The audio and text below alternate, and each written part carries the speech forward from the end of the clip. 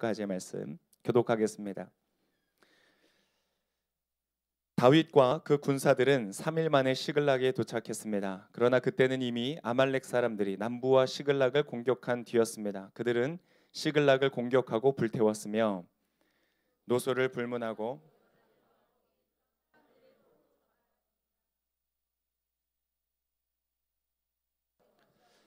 다윗과 그의 군사들이 시글락에 도착해서 보니 그곳은 이미 모두 불타 있었고 그 아내와 아들 딸들은 포로로 잡혀간 뒤였습니다.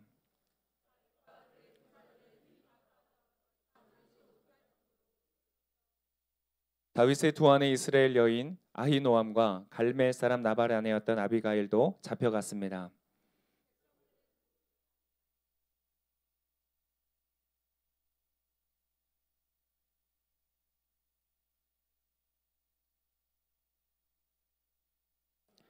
다윗은 아히멜렉의 아들인 제사장 아비아달에게 말했습니다. 내게 에봇을 가져다 주시오. 아비아달이 에봇을 가져오자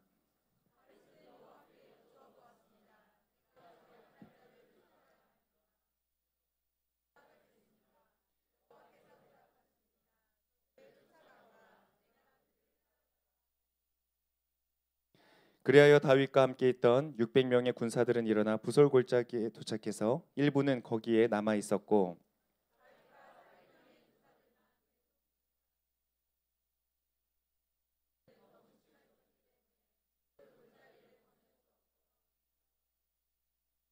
아멘, 아멘. 우리가 삶을 이야기할 때 이런 이야기를 합니다. 삶에 어려움이 있을 때, 고난이 있을 때 이것을 삶의 파도가 친다라는 말로 우리가 은유적으로 표현할 때가 있죠. 얼마나 잘 맞는 말인지 모르겠습니다. 우리는 마치 바닷가처럼, 바닷가에 있는 해변처럼 끊임없이 몰려오는 파도를 우리 인생 전체를 통해서 경험하게 됩니다. 우리 인생은 호수처럼 잔잔하기를 바라지만 10대 때는 10대 때의 파도가 있고 20대는 20대의 파도가 있고 30대는 30대의 파도가 있고 우리의 나이가 차면 찰수록 우리의 시간이 지나면 지날수록 우리는 그냥 안전하게 조용하게 가만히 있는 것이 아니라 끊임없이 인생 가운데 다가오는 파도를 맞이하게 되는 것이죠. 그래서 어쩌면 우리는 태생부터가 서퍼가 아닌가 생각이 듭니다. 이렇게 말하는 저는 파도를 타본 적이 있습니다. 작년 대한민국 동해에서 악어 구명보트를 타고 30cm의 거대한 파도와 함께 재미없군요. 이 파도를 타면서 느꼈습니다. 이게 굉장히 쉽지 않다. 그런데 여러분 서퍼라고 스스로를 생각하는 사람들은 이 파도를 무서워하지 않습니다. 오히려 큰 파도를 반기고 큰 파도를 찾아가죠. 서퍼들의 천국이라고 불리우는 곳 중에 하나가 바로 하와이입니다. 이곳에는 할레이바라는 그 비치가 있는데 거기에는 겨울마다 이 계절풍으로 인해서 큰 파도가 온다는 거야. 6m가 넘는 파도가 온다고 합니다. 6m 얼마나 큽니까? 사람들은 그것을 타기 위해서 거기까지 가는 거예요. 돈을 지불하고 찾아가는 것이죠. 이 파도라는 것은 이것이 부담스럽고 힘들게 느껴질 때는 이것이 피곤하고 귀찮은 것이 될지 모르겠지만 그것을 즐기고 그것을 타는 방법을 배울 때에는 그것은 더 이상 힘든 것이 아니라 우리의 삶을 오히려 강하게 하고 다이나믹하게 하고 살아있는 것으로 바꾸는 그러한 조건들이 되어지는 것이죠. 아마 여러분의 인생에도 파도가 있을 것입니다. 그리고 앞으로도 있을 것입니다. 여러분 그러한 파도 가운데 여러분 즐기실 수 있기를 바랍니다. 다윗은요 자기에게 다가오는 파도를 기다리기만 했던 사람이 아닙니다. 그는 큰 파도를 찾아갔어요. 골리앗이라고 불려지는 모든 사람들이 피하는 파도를 향하여 나아갔을 때 그는 어쩔 수 없이 그 파도를 맞은 것이 아니라 그 골리앗을 향하여 달려갔다고 성경은 기록하고 있습니다. 여러분의 인생 가운데서도 이 파도를 두려워하지 않고 도전하는 인생이 되시기를 축복합니다. 그렇게 큰 파도를 향하여서 달려가는 인생을 향하여서 하나님은 오늘 이 말씀을 통하여서 여러분에게 새 힘을 주실 것입니다. 오늘 본문의 말씀은 여러분에게 드릴 말씀은 세 가지의 포인트입니다. 바로 위기, 그리고 에봇, 그리고 완성입니다. 이 세 가지의 포인트로 여러분의 인생 가운데 주시는 하나님의 말씀을 증거할 때에 여러분의 인생 가운데 새로운 역사가 일어나시기를 축복합니다. 하나님의 말씀은 얼마나 능력이 있는지 그 말씀이 있고 없고의 차이가 큰 것입니다. 하나님의 말씀이 임할 때에 어둠 속에 빛이 임했고 무질서 속에 질서가 임하였고 하나님의 역사가 말씀이 임하였을 때 생명이 없는 곳에 생명이 살아나는 것입니다. 그것은 그냥 작은 어떤 변화, 작은 리모델링하는 수준의 변화가 아니라 완전히 새로워지는 것이죠. 여러분의 인생 가운데 그러한 재건축의 역사가 있으시기를 축복합니다. 옆에 계신 분들에게 말씀해 주세요. 리모델링 하지 말고 재건축하십시오. 자, 제가 작년에 탔던 30cm의 파도는 굉장히 재밌었습니다. 이 고무보트 그 뭐죠? 그 구명 이렇게 바람 넣어서 타는 그런 아주 애들이 갖고 노는 거. 그거 가지고 막 파도를 타봤어요. 아마 옆에 있는 사람들은 저 아저씨가 뭐 하는 건가 이런 생각을 했을지 모르겠어요. 타면서 굉장히 재밌었어요. 그런데 오늘 이 본문을 통해서 여러분에게 말하고자 하는 파도는 그런 파도가 아닙니다. 즐길 만한, 할 만한 그러한 파도가 아니에요. 오늘은 다윗이 맡고 있는 이 파도라는 것은 그의 삶 전체를 휩쓸어 버릴 수 있는 해일과 같은 파도를 말하는 것이에요. 여러분, 인생을 살면서 그렇게 우리가 감당할 수 없는 파도가 몰려올 때가 있습니다. 그전에는 내가 내 인생을 잘 살아갈 수 있을 것 같다고 생각해요. 내가 계획한 대로 내 인생에 갈 거라고 생각해요. 내가 나의 삶에 책임을 지고 만들어갈 수 있을 거라고 생각해요. 그러나 그런 파도를 만나고 나면 우리는 깨닫게 되죠. 나의 인생의 주인은 내가 아니라는 것을. 어떤 사람은 내가 모든 것을 쏟아부어서 사랑했던 사람으로부터 버림을 받게 돼요. 결혼을 해야 되는 시기가 지났는데 관계는 이어지지 않아요. 어떤 사람은 간절히 자녀를 바라지만 자녀가 생기지 않죠. 혹은 어떤 사람들은 원하지 않는 자녀가 생겨서 사춘기 때 이 아이들이 반항하는 모습을 보면서 스트레스를 받는 거예요. 그래서 아무리 차세대 사역을 하면서 재밌는 것은 세상 속에서, 사회 속에서 굉장히 존경을 받고 잘 나가는 분들도요, 사춘기에 있는 자녀에 있는 가정에서 자녀 이야기를 시작하면 갑자기 겸손해지시는 거예요. 자기의 뜻대로 되지 않거든요. 자기의 사회적인 지위와 자신이 가진 지식과 자신이 가진 명예로 아이들이 컨트롤이 안 되거든요. 어떤 사람은 사랑하는 가족의 갑작스러운 죽음을 맞게 돼요. 그리고 젊음을 바쳐서 열심히 노력했던 시험에서 반복되는 고배를 마시고 마침내 아무것도 손에 잡은 것이 없이 뒤로 물러서야만 하는, 떠나야만 할 때도 있는 것이죠. 우리는 살면서 내가 컨트롤할 수 없는 거대한 파도를 만날 때가 있다는 것이죠. 오늘의 다윗도 마찬가지입니다. 여러분, 사실은요, 파도를 타는 것을 말하면 다윗처럼 전문가가 없습니다. 이 사람의 인생은 정말 끊임없는 파도의 연속이었어요. 이미 어렸을 때 모든 가족의 무관심을 받았어요. 아빠와 형들에게 너는 아니라는 이미 낙인을 찍혔던, 무시를 당했던 그의 점철된 인생이었어요. 그래서 사무엘이 올 때에도 그는 제외가 되어 있었죠. 그리고 이 사람은 자신의 어떻게 보면 노력과 힘으로 사울 왕 앞에까지 갔어요. 하프를 연주하고 귀신이 떠나가고, 그런데도 불구하고 사울의 질투 때문에 사울이 던지는 창을 피해야만 하는 상황이 왔었어요. 그 인생 가운데 위기가 있었죠.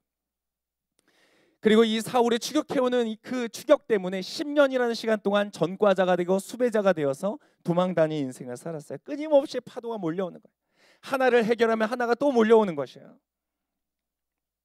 다윗이 이 전 역사 속에서 존경받는 그러한 왕이고 우리가 본받고자 하는 신앙인의 본이지만 사실 그의 인생을 보면 여러분 별로 본받고 싶지 않을 거예요. 끊임없는 파도가 그 인생 가운데 있는 것이죠.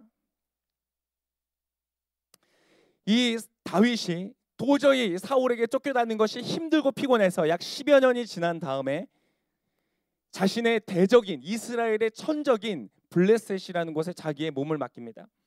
이때 이 다윗을 받아주었던 왕이 아기스라는 왕인데, 이 왕은 어디의 왕이냐? 블레셋 중에서도 가드라는 지역의 왕이었어요. 가드가 어딘지 아세요? 바로 다윗이 처음으로 자신의 이름을 세상에 알렸던, 쓰러뜨렸던 거인 골리앗의 고향이었어요. 여러분, 그랬던 골리앗을 쳐 죽인 원수 중에 원수인데 그 가드의 왕 앞에 자신의 몸을 맡겼다는 거예요. 얼마나 다윗이 피곤했으면, 얼마나 갈 곳이 없었으면 그런 곳에 갔겠어요? 그래서 이제 조금은 쉬나 했어요. 한 1년 정도 그곳에서 좀 안심하나 했어요. 그래서 삶에 좀 정착했어요. 시글락이라는 곳에 자신의 가족들이 있고 그곳에서 좀 정착하는 듯 했어요. 그런데 또 파도가 몰려오는 거예요. 갑자기 이스라엘과 블레셋이 전쟁이 일어났어요. 여러분, 이거는 쉽지 않은 전쟁이었어요. 쉽지 않은 위기였어요. 쉽지 않은 파도였어요. 왜냐하면 다윗은 어떤 사람이에요? 이 사람은 왕이 될 사람, 이스라엘의 왕이 될 사람이야. 근데 지금 몸은 어디에 있어요? 블레셋에 있어요. 이 블레셋과 함께 이 전쟁에 나가지 않으면 안 되는 상황이었어요. 근데 여러분 생각해 보세요. 블레셋과 동지가 되어서 이스라엘을 공격한다면 나중에 어떻게 왕이 될 수 있겠어요? 그런데 지금 만약에 그 전쟁을 거절하고 피하고 나는 할 수 없다 라고 그냥 그곳에 머물러 있으면 블레셋조차 자신의 적으로 돌려야 하는 굉장히 어려운 파도를 지금 만나고 있었던 순간이었어요. 그런데 이 상황 속에서 이 사람은 의외로 쉽게 그것을 벗어나게 돼요. 갑자기 블레셋 내부 안에서 갈등이 일어난 거예요. 아니 이 사람은 다윗이 아니냐, 골리앗을 쓰러뜨렸던 그 사람 아니냐, 사울은 천천히 다윗은 만만이라고 불렸던 이스라엘의 영웅이 아니냐, 어떻게 우리와 함께 있을 수가 있느냐. 이렇게 블레셋 안에서 서로의 갈등이 생기면서 다윗에게 말하는 거예요. 너는 이번 전쟁에 참여하지 마라. 그랬더니 다윗이 오히려 막 화를 내면서 아니 나 왜 나를 의심하고 그러십니까? 자기가 겨우 빠져야 되는 이 전쟁에서 오히려 상대방에 의해서 저절로 빠지게 된 거예요. 그래서 막 화를 내면서 왜 나를 못 믿으십니까? 라고 하면서 그 전쟁에서 빠질 수가 있었어요. 그의 파도는 너무나 쉽게 지나가는 듯 했어요. 그리고 자신이 머물렀던 시글락으로 돌아오는 길인 거예요. 3일의 여정이 걸렸다고 되어 있어요. 아마 서로 너무나 즐거운 시간들을 보냈을 거야. 지금 이 이스라엘과의 전쟁에서 어떻게 해야 되지? 너무 스트레스 받고 고민을 하고 있던 차에 이제 완전히 자유롭게 되어서 시글락으로 오면서 아마 서로 유머를 나누고 개그를 나누고 또 간증을 하고 하나님을 찬양하고 아마 그러면서 돌아왔을 거예요. 그런데 여러분 전혀 그가 예측하지 못했던 거대한 파도가 그의 앞을 기다리고 있었어요. 끊임없이 물려오는 이 파도들 안에서 이제 뭔가 내가 익숙하다고 싶을 만할 때에 그가 도저히 컨트롤할 수 없는 위기가 그의 인생 가운데 다가오는 것이었어요. 예측할 수 없는 완전한 위기가 그의 삶 가운데 온 것이죠. 2절과 3절에 보니까 이렇게 말씀을 하고 있습니다. 2절과 3절 우리 한 번 더 같이 읽겠습니다. 시작. 노소를 불문하고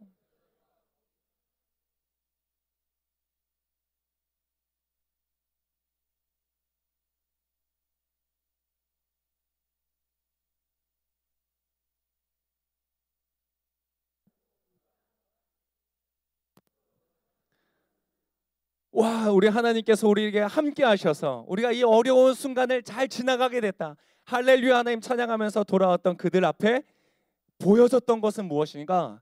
그들이 살았던 그 마을 전체가 불타버린 거예요. 그들의 집과 그들의 모든 소유가 다 타버린 것이야. 그들이 10년 동안 다윗과 함께 동고동락하면서 이제 겨우 안착했던 그 자리가 모두가 물거품이 되어버린 것이야. 그뿐만이 아니에요. 그들의 가족들이 모두가 사로잡혀 가버렸어. 여러분 권투를 해도 예상하지 못했던 펀치를 맞았을 때 충격이 더 큰 것입니다. 이들에게는 이것이 엄청난 충격으로 다가왔어요.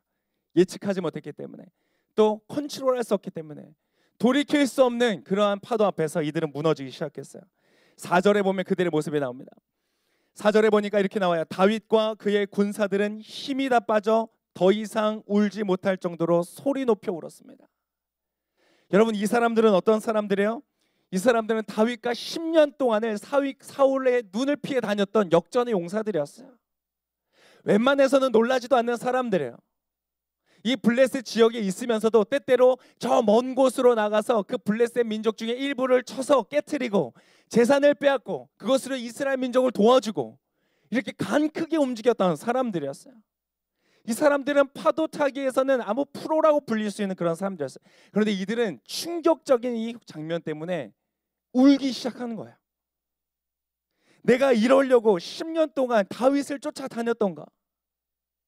여러분 우리의 인생 가운데 내가 감당할 수 없는 파도를 만날 때, 내가 감당할 수 없는 어려움과 위기를 만날 때 우리 안에 자연스럽게 물어지는 질문이 있어요. 뭔지 아세요? 그것은 어떻게도 아니고 무엇도 아니고 왜라는 질문이에요. 내 삶에는 왜 이러한 문제가 지금 생겨났는가? 이것은 내가 의도하지도 바라지도 소망하지도 기대하지도 예측하지도 않았던 그런 사건이었어요.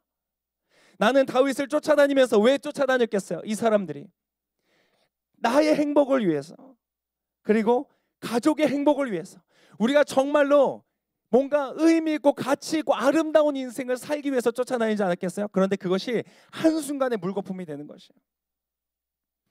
여러분 근데 그러한 파도를 만날 때, 여러분 질문할 때 여러분 조심하셔야 돼요. 그 질문에 대한 성급한 대답은 굉장히 위험한 결과를 낳습니다. 어떤 사람들은 집안에 어떤 어려움과 힘든 일이 있을 때, 위기가 닥칠 때 왜라는 질문 앞에서 여러분 두 가지의 선택 중에 하나를 할 때가 있어요. 그것은 죽이거나 죽거나예요. 어떤 존재로 희생양을 삼는 것이죠. 예수님께서 이스라엘 가운데 오셨을 때에 예수님 그때에 태어날 때부터 눈먼 사람이 있었어요. 사람들 사이에서 논란이 일어났어요. 이 사람은 왜 태어날 때부터 눈이 멀었는가? 왜 이러한 어려움이 있는가? 그 당시에 사람들의 대안이 무엇이었는지 대답이 무엇인지 아세요? 이 사람의 죄 때문이다. 그 사람을 희생양으로 삼았어요. 다른 사람들은 말했어요. 아니다. 그 사람의 부모의 죄 때문이다. 어떤 사람들은 가정에 어려움이 있으니까 우리의 조상이 죄를 지어서 그렇다. 너가 무언가를 잘못해서 그렇다. 아주 손쉽고 간편한 대답을 주는 거는 여러분 그것은 대안이 될 수가 없어요. 굉장히 조심해야 됩니다. 우리의 인생 가운데는 이렇게 단편적으로 설명할 수 없는 그러한 파도들이 너무나 많은 것이에요. 여러분 이 사람들의 이 슬픔과 절망 중에서 답이 무엇이었는지 아세요? 자, 왜 우리한테 이런 일이 일어났는가 생각해 보니까 바로 다윗 때문이었다. 이들의 결과는 그 사건, 그들이 겪는 사건만큼이나 더 충격적이었어. 그들의 대안은 무엇이었는가? 6절의 말씀입니다.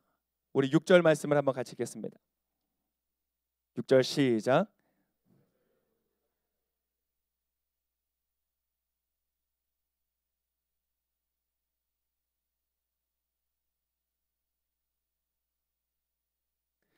뭐였어요? 이 사람들은 그 힘이 빠져서 울지 못할 정도로 울다가 그 사람들이 내린 결론은 무엇이야? 다윗을 돌로 쳐 죽이자. 다윗 때문이다. 이들이 가진 이 충격과 그 절망이 어느 정도였는지 알겠죠? 한때는 그들의 리더였어요. 한때는 세상 가운데서 버림받고 소외받았던 우리들을 받아주고 함께 이끌어 주었던 고마웠던 리더였어요. 그런데 그 리더가 한순간에 내가 죽여야 하는 적이 돼버린 거예요. 그래서 다윗은 어땠을까? 이 역전의 용사들과 같은 상황이었어요. 다윗 역시 그의 아내와 그의 모든 것들을 다 잃어버린 동일한 자리였어요. 그런데 다윗은 그것만이 아니라 그들보다 하나 더 있었는데 무엇이에요? 그 모든 일들에 대한 책임을 지고 사람들이 자기를 죽이려 한다는 위기까지 닥쳤어요. 그는 파도 위에 하나의 또 하나의 파도를 얹은 거예요. 여러분 지금 이 위기는요, 사울로부터 왔던 위기와도 비교할 수 없어요. 블레셋으로부터 왔던 위기와도 비교할 수 없어요. 내부적으로 자기를 가장 옆에서 따랐던 충실했던 동료들이 자기를 죽이려고 하는 거예요. 다윗은 어떻게 해야 될까?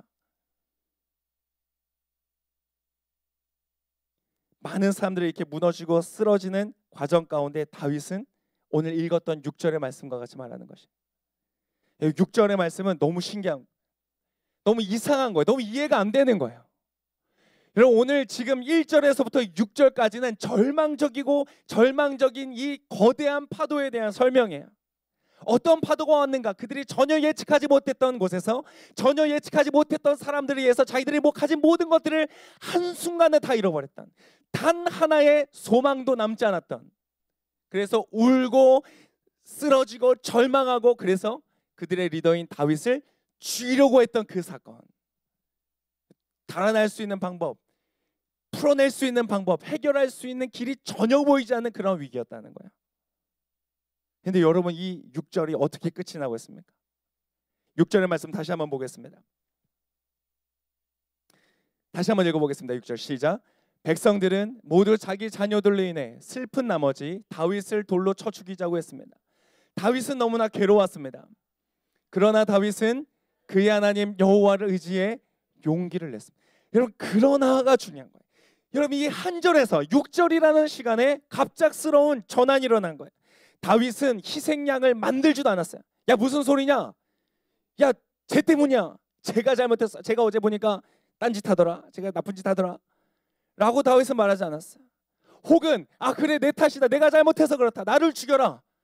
좌절하고 절망해서 스스로 목숨을 끊거나 아니면 자기 자신을 희생양으로 만들지도 않았어요.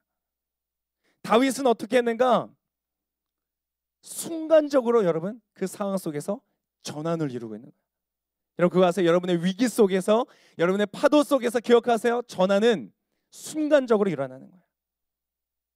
여러분 그때에 오래 기도할 필요도 없고 그럴 만한 여유도 없어요. 나의 인생 가운데 어려운 큰 파도가 닥칠 때에 마치 이 다윗에 따랐던 부하들이 이 모든 슬픔을 다윗을 향한 분노와 진노로 바꾸었던 것이 순간적이었던 것처럼, 순간적으로 울다가 다윗을 쳐 죽여야 된다라고 근거 없는 답을 말할 때처럼 순간적으로 일어나는 거예요.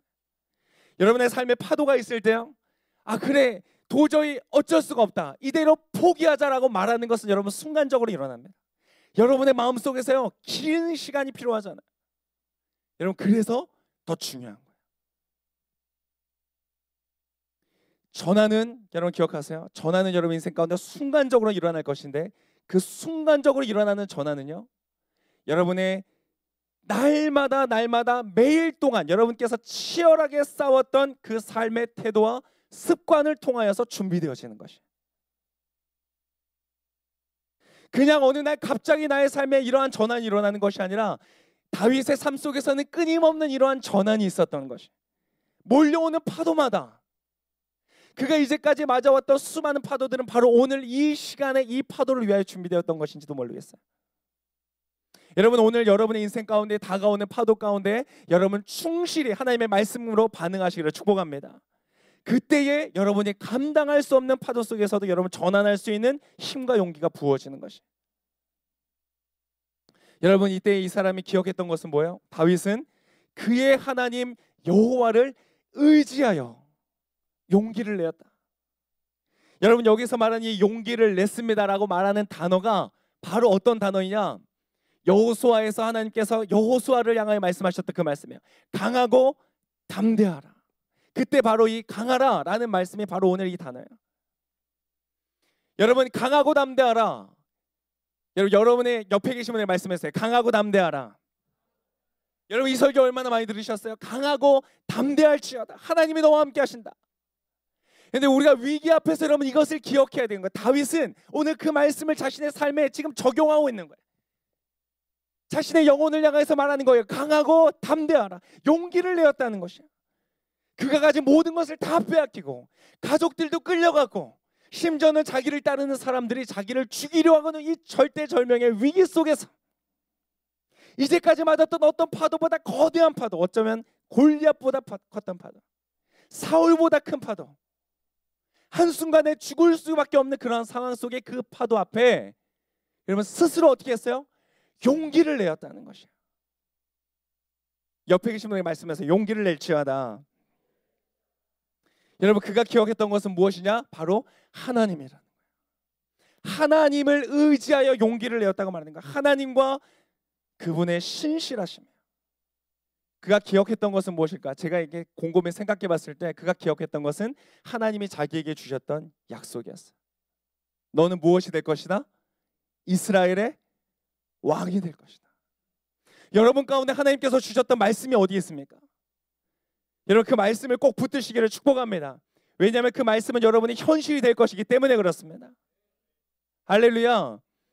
여러분 오늘 이 사람은 하나님 앞에서 내가 약속이, 그 하나님이 왕이 될 것이라는 약속을 굳게 붙들고 그것 때문에 여러분 일어설 수 있었던 거예요. 하나님이 여러분 가운데 말씀을 주셨잖아요. 마음이 와닿았잖아요. 깨달아졌잖아요. 믿음으로 왔잖아요. 그럼 여러분 그것을 기록해 놓고 암송하고 또 꺼내어서 물어보고 묵상하고 기도하는 거예요.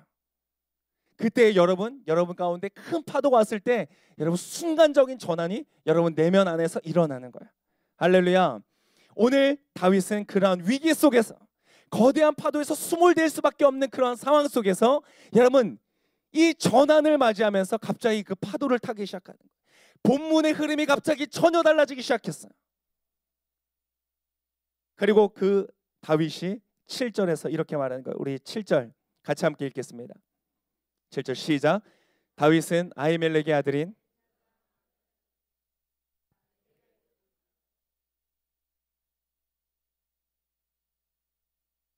내게 에봇을 가져다 주십시오. 두 번째 포인트는 바로 에봇입니다. 위기의 순간에 이 다윗이 찾았던 것이 무엇이냐면 에봇이었어요. 에봇이 뭐예요? 에봇은 제사장이 입었던 겉옷입니다.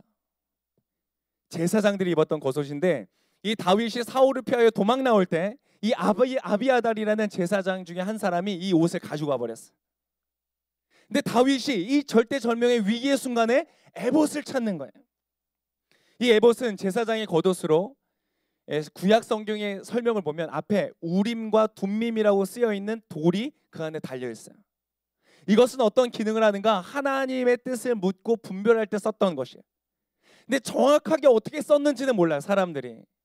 그런데 중요한 것은요, 이 제사장의 의복인 에봇과 우림과 둠밈이라고 쓰여있는 이 돌들과 이것이 나타내는 바는 무엇이냐면 하나님의 임재와 하나님과의 친밀한 교제를 말한다는 것이에요. 지금 우리에게 알려져 있지 않지만 다윗은 이것의 사용법을 정확하게 알았다는 거예요. 하나님이 이 에봇을 통하여 나에게 어떻게 말씀하시는지를 알았다는 거예요. 여러분 어떻게 알았을까요? 교과서를 보고 매뉴얼을 보고 여러분 무엇을 보고 알았겠어요? 그의 삶에 날마다 반복되는 일상 속에서 그가 들어왔던 음성이기 때문에 가능했다는 것이에요. 여러분 여러분에게 묻겠습니다. 여러분의 에봇은 무엇입니까? 그냥 아무것도 없는 상황에서 갑자기 하나님의 뜻이 분별이 되는 것을 말하는 것이 아니에요. 그의 삶의 일상 속에서 하나님을 만나는 통로로서 쓰였던 이 에봇을 말하는 것이에요. 여러분의 에봇은 어디에 있습니까? 여러분들 이 에봇이라는 것은 다윗과 솔로몬 시대 이후로는 쓰여지지 않아요. 성경에 나오질 않습니다. 왜 그러냐면 어떤 사람들이 이렇게 봅니다. 그 이후부터 누가 나타났냐면 선지자들이 나타나기 시작했어요. 그래서 선지자들 하나님의 말씀을 직접적으로 계시를 증거했기 때문에 이 에봇을 가지고 하나님의 뜻을 분별하는 일들은 그 이후로는 사라졌어요. 근데 여러분에게는 잘 들으세요. 여러분에게는 지금 이 에봇보다 더 나은 것이 있어요. 제사장의 옷도 선지자들이 전하는 말도 그리고 왕이 가지고 있는 지혜도 이 모든 것들을 다 통합하여 존재하시는 단 한 분 누구예요? 바로 그리스도. 그의 기름 부음을 받으신 예수 그리스도가 여러분 안에 계시기 때문에 그래요. 할렐루야. 여러분에게 에봇이 필요 없어요. 왜? 이미 여러분이 제사장과 선지자와 왕의 기름 부음을 가지신 예수께서 여러분 안에 거하시기 때문에 할렐루야. 여러분 에봇이 필요 없습니다. 여러분 안에 이미 그리스도께서 계세요. 그 예수님을 만나는 방법이 뭐가 있어요? 여러분 가장 중요한 두 가지를 말한다면 바로 성경과 성령이에요. 기록된 말씀과 그것을 깨달아 알게 하시는 성령의 역사. 여러분 그 두 가지를 가지시기를 축복합니다. 이 시대에 여러분이 가질 수 있는 에봇은 무엇인가? 바로 이 말씀과 성령이에요. 성경과 성령이라는 것이에요. 여러분 이 성경과 성령을 활용하는 방법들이 여러분이 경험하는 그 많은 교육들이에요. 큐티, 묵상, 홀리스타, 주일 예배 이 모든 것들이 여러분에게 주어져 있는 것이에요. 그 안에서 여러분이 가장 중요한 것이 뭐예요? 성경과 성령이 바로 그것을 통하여서 여러분 가운데 여러분만의 에봇이 되는 거예요. 제가 굉장히 좋아하는 원종수 권사님이라는 분은 그런 간증을 하셨어요. 자기가 암이 걸려서 이제 거의 죽을 때쯤에 이제 마지막으로 기도하다 이제 도저히 안 되겠어서 기도하다 그냥 죽어야 되겠다. 산에 올라가서 기도하기 시작했을 때 하나님께서 그를 만나신 시간이 있어요. 점점 정신이 오락가락하고 이제 내가 곧 죽는구나라고 생각할 때 그에게 갑자기 하나님이 찾아오셨어요. 그분의 간증에 의하면 발끝부터 뭔가 점점 차가운 것이 올라오기 시작했다. 그러면서 뭔가 자기의 끝에서 탁 떨어져 나가는 것이 느껴지면서 주님께서 말씀하셨다. 너는 이제 깨끗하게 되었다. 그리고는 그 모든 병을 가지고 있던 것이 다 나았고 산 꼭대기에 올라가서 하나님을 향해서 소리를 지르면서 하나님 감사합니다. 그것이 그분의 간증이에요. 근데 그분의 그 간증 중에 재밌는 것이 무엇이냐? 그가 밤새도록 죽을 것 같이 정신이 오락가락할 때 하나님께서 자기를 만나신 시간이 자기에게 은혜가 된다는 거예요. 그 시간이 언제였는가? 새벽 5시. 언제냐? 그가 늘 날마다 주님 앞에 가서 무릎을 꿇고 기도하였던 그 새벽 기도 시간이었다는 거예요. 여러분 홀리스타 나오십시오. 홀리스타 화요일 목요일 이룸에서 여러분 길공동 제가 담당합니다. 나오세요.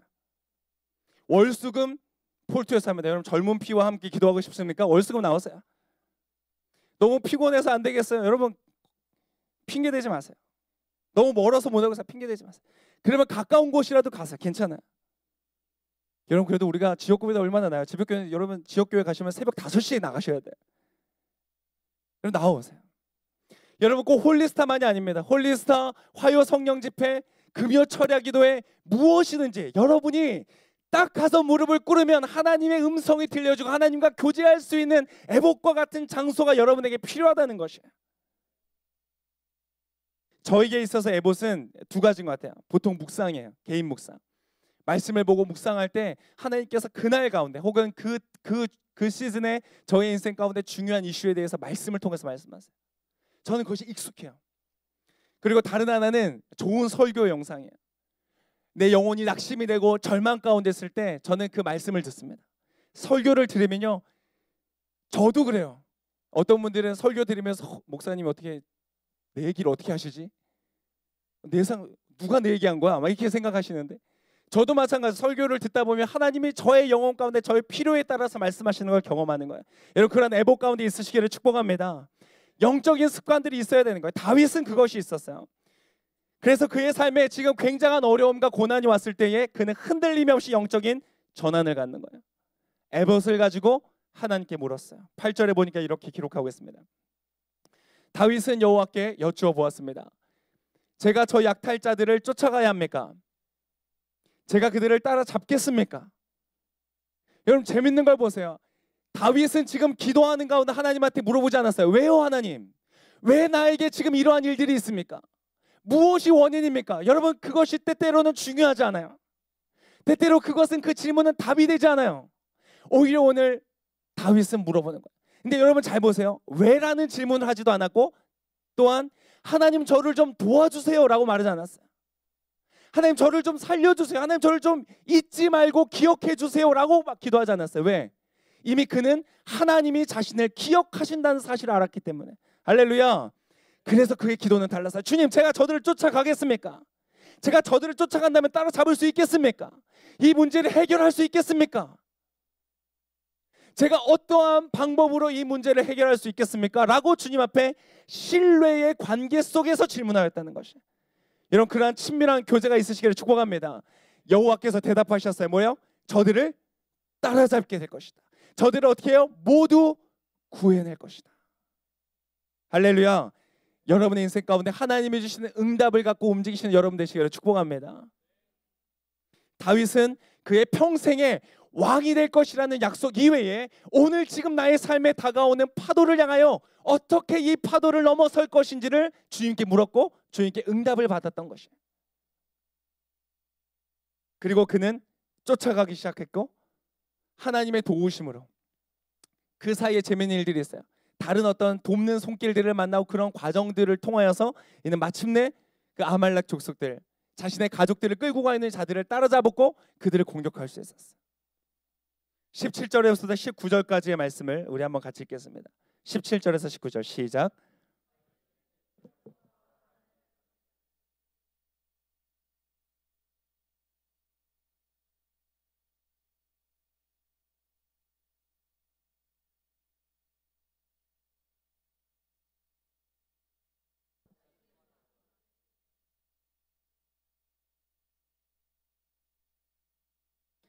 물건이든 그들에게 빼앗겼던 것들 가운데 아무것도 잃은 것이 없었습니다. 다윗이 다 되찾아 온 것입니다. 할렐루야. 여러분의 인생 가운데 위기는 있을 것입니다. 감당할 수 없는 큰 파도가 있을 것입니다. 그러나 이렇게 기억하십시오. 하나님께서 여러분에게 허락하신 것은 단 한 가지도 여러분 잃지 않을 것입니다. 할렐루야. 여러분 모든 것을 잃어버린 것 같은 그 순간 속에서 여러분의 영적인 전환을 이루고 주님을 붙잡고 여러분이 일어서서 나아간다면 여러분 하나님이 여러분을 위하여 허락하신 것들 중에 단 한 가지도 잃어버림이 없이 여러분 가지게 될 줄을 믿습니다. 그는 이 놀라운 영적인 승리를 경험하는 것이에요. 여러분 그래서 여러분 가운데 영적인 습관이 필요한 거예요. 하나님과의 긴밀한 관계, 하나님께 음성을 듣고 하나님의 인도하심을 따라서 갈 수 있는 그런 영적인 습관들이 여러분에게 있어야 되는 것이에요. 그때 여러분은 여러분의 인생 가운데 오는 파도에 환몰되지 않고 그것을 타고 오르고 오히려 더 높은 영적인 단계로 올라서게 될 줄을 믿습니다. 여러분 세 번째 오늘 이 본문을 통해서 배우는 세 번째 포인트는 완성입니다. 여러분 오늘 이 30장은 사무엘상의 마지막 장 바로 전장입니다. 사무엘상은 31장에 마무리가 됩니다. 사무엘 하로 넘어가면 거기는 어떤 장이냐? 바로 다윗이 왕이 된 이후의 이야기들입니다. 무슨 말이에요? 다윗이라는 존재가 기름 부음을 받고 사울에서 쫓겨다니던 모든 광야 생활의 지금 끝부분에 와 있다는 뜻이에요. 사무엘상 30장. 오늘 이 30장의 사건이 다윗이 모든 것을 찾아오는 해피엔딩으로 끝난 다음에 31장으로 넘어서자마자 어떤 장면이 나오는가? 사울이 블레셋과의 전쟁에서 죽는 사건이 나옵니다. 여러분 기억나세요? 다윗이 지금 어떤 전쟁에서부터 돌아오고 있었어요? 블레셋과 이스라엘이 싸우는 그 전쟁 가운데 자기도 어쩔 수 없이 참여하게 됐다가 하나님의 은혜로 빠졌던 그 전쟁, 블레셋과 이스라엘이 싸우는 그 전쟁 중에 무슨 사건이 일어나는가? 사울이 죽는 사건이 일어나는 것이죠. 다윗은 자신의 칼을 그곳에서 거둘 수 있었던 것뿐만 아니라 사울이 죽는 자리 가운데서 피하여 있을 수 있었어요. 그의 평생 동안 피하였던 자리, 하나님의 기름 부음 받은 자를 함부로 죽여서는 안 된다, 늘 피하다 했던 그 자리 가운데서 지금 밖에 나와 있었던 것이.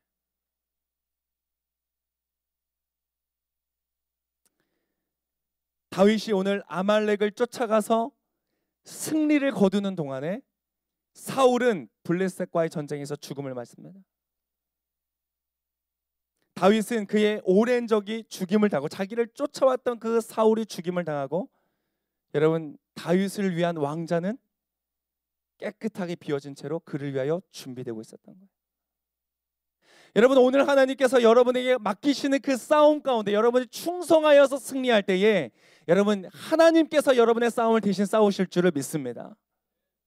여러분 비전은 전혀 내가 뜻하지 않은 곳에서부터 길이 열려지기 시작하는 것이에요.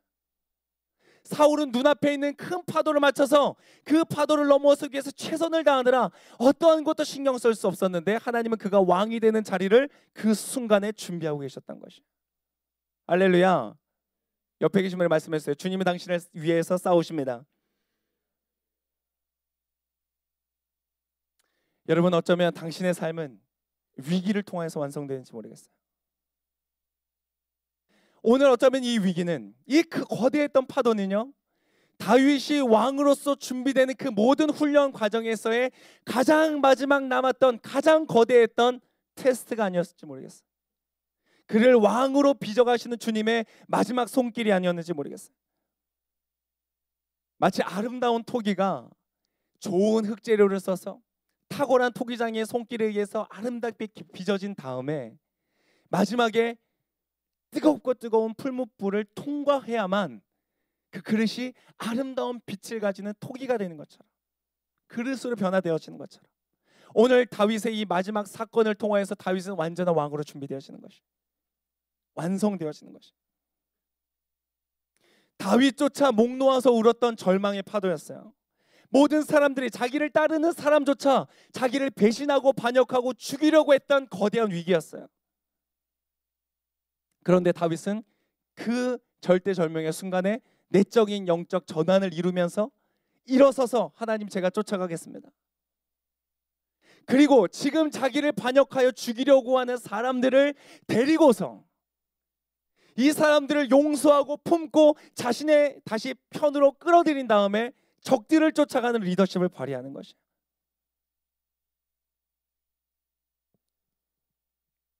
여러분 이것이 바로 왕으로서 준비되어지는 내적 자질의 가장 중요한 고비였어요. 자기를 향하여 반역하고 칼을 뽑는 자들을 용서하고 품는 것이었어요.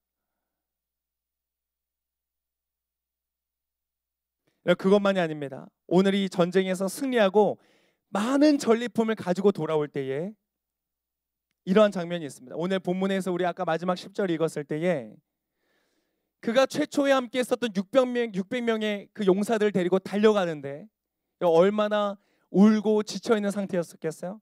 그 용사들 중에서도 200명이라는 사람이 따라오질 못하는 거예요. 이 사람들이 약해서 못 따라온 게 아닙니다. 그만큼 힘들었던 순간들이었어요. 그래서 200명을 그냥 두고 400명만 따라갔어요. 그러자 전쟁에서 이기고 나서 돌아올 때에 어떤 사람들이 이렇게 말을 하기 시작합니다.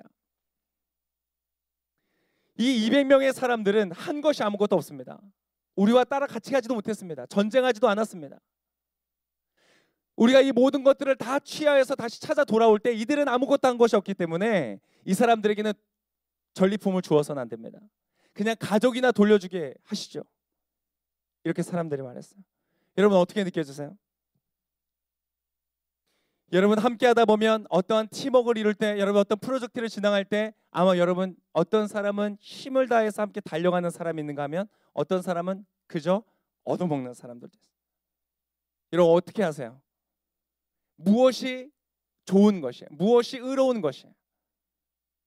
거기에 있는 사람들은 노력한 만큼만 받게 합시다 라고 말했어요. 그때 다윗은 어떻게 얘기했는가? 23절에서부터 25절까지 이렇게 이야기합니다. 23절부터 25절까지 함께 읽겠습니다. 시작. 그러나 다윗이 대답했습니다.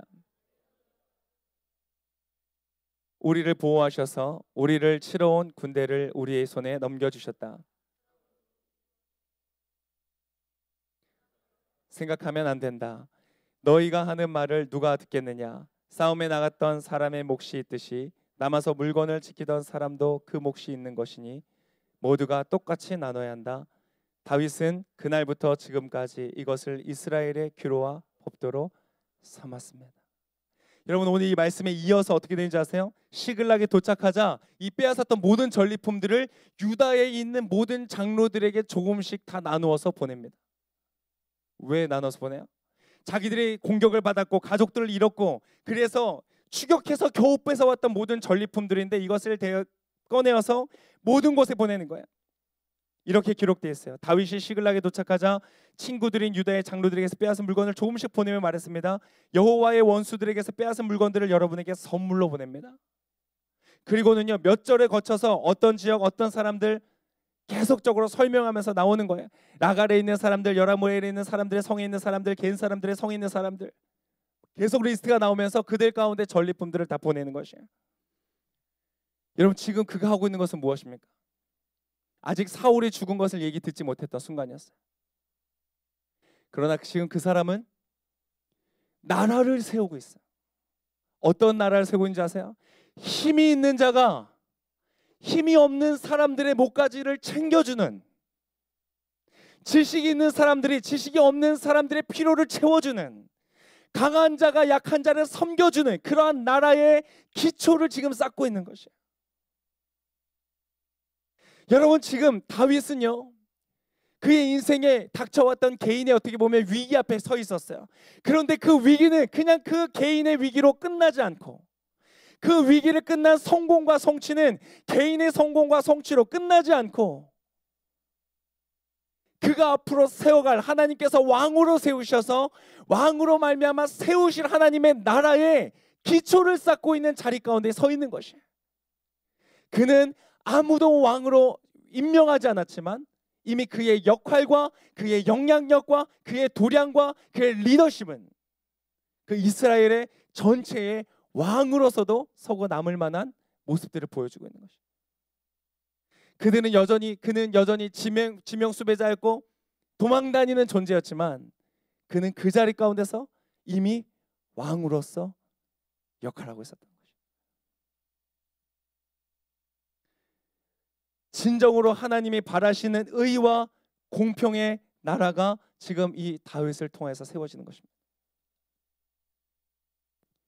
그래서 오늘 이 장면을 통하여서 그는 왕으로서의 준비가 모두가 끝이 나는 거예요. 그의 최종 테스트의 결과는 무엇이었는가? 합격이었어요. 다윗아, 너는 합격하였다. 내가 너를 위하여서 이제 준비해 놓은 너의 왕위를 받아라. 여러분, 여러분께서 노력하지 않고 애쓰지 않고 수고하지 않은 하나님의 축복이 여러분의 인생 가운데 주어질 것입니다. 여러분의 오늘 인생 가운데 닥쳐오는 이 파도 앞에, 위기 앞에 여러분의 에봇을 가지고 믿음의 영적 전환을 이루면서 여러분이 반응할 때에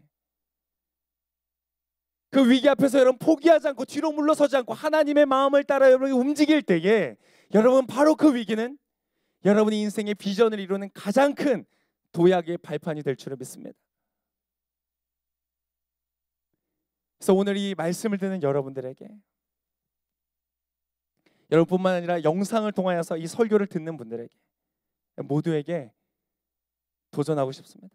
여러분, 지금 여러분의 인생 앞에 있는 위기가 있습니까? 여러분이 감당할 수 없을 것 같은 그런 거대한 파도가 있습니까? 그것은 어쩌면 주관적일지 모르겠습니다. 사람마다 다를지 모르겠습니다.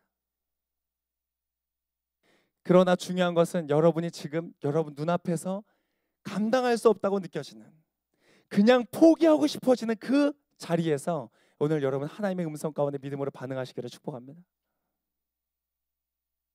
그 자리는 그저 힘들고 어려운 자리로 끝나지 않을 것입니다.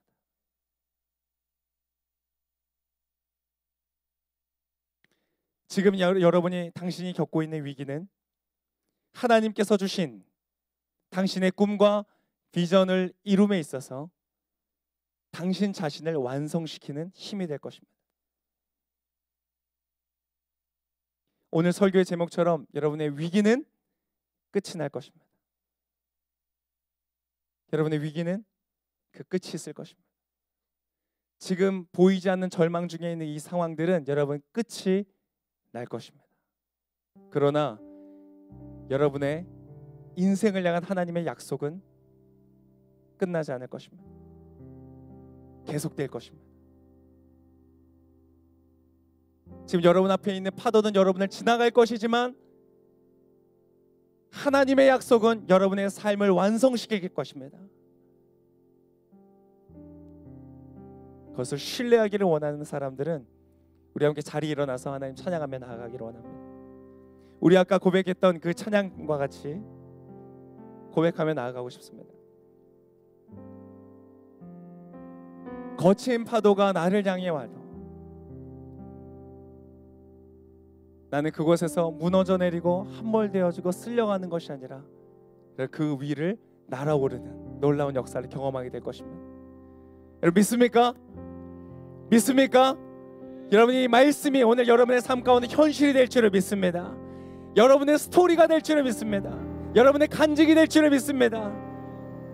마침내 여러분의 인생을 높게 날아오르게 하는 하나님의 비전을 이루는, 완성케 하는 하나님의 역사의 기회가 될 줄을 믿습니다. 우리 그것을 믿음으로 고백하며 우리 함께 주 앞에, 주님 앞에 찬양하며 나아가겠습니다. 주 품에 품으소서.